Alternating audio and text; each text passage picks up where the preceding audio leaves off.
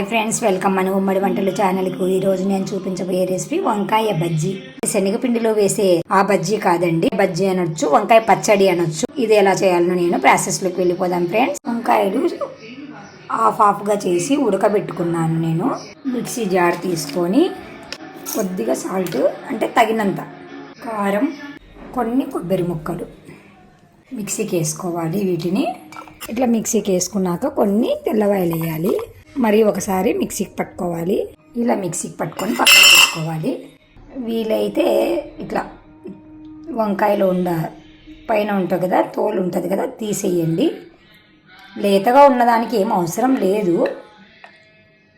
ముదురుగా ఉన్నాయి అంటే ఇలా తీసేస్తే కొంచెం బాగుంటాయి. ఇవి లేతవే కానీ నేను లైట్గా తీస్తున్నాను.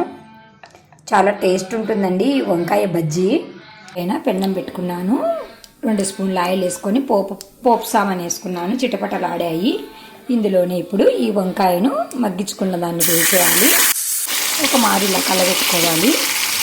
మిక్సీ పట్టి పెట్టుకున్నాం కదా కారము, అది కూడా తెచ్చి ఇందులోనే వేయాలి. మీ కారానికి తగినట్లుగా ఉప్పు కారం వేసుకోండి. ఒక చిటికెడు పసుపు వేయండి. అన్నీ వేసుకున్నాం కదా, ఇప్పుడు బాగా కలబెట్టుకోవాలి కలిసేటట్టుగా.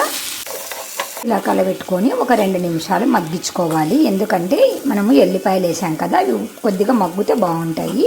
పూర్వమైతే మనము కట్టెల పొయ్యిలు కానీ ఆళ్ళ పొయ్యి అని ఉంటుంది, పొట్టు పోసి పెడతారు చూడండి. ఆ పొట్టు పొయ్యి ఆపేసిన తర్వాత వేడి ఉంటుంది. ఆ వేడిలో మా అమ్మ వంకాయలు కాల్చేది, ఇలా చేసేది మా అమ్మ. ఇప్పుడు మనము అట్లాంటి పొయ్యిలు ఏమి లేవు కాబట్టి కుక్కర్లో కానీ లేదా విడిగా కానీ మనం మగ్గించుకొని వంకాయలను ఇలా చేసుకుంటే చాలా టేస్ట్ ఉంటుంది. చపాతీలోకైనా అన్నంలోకైనా చాలా బాగుంటుంది ఫ్రెండ్స్.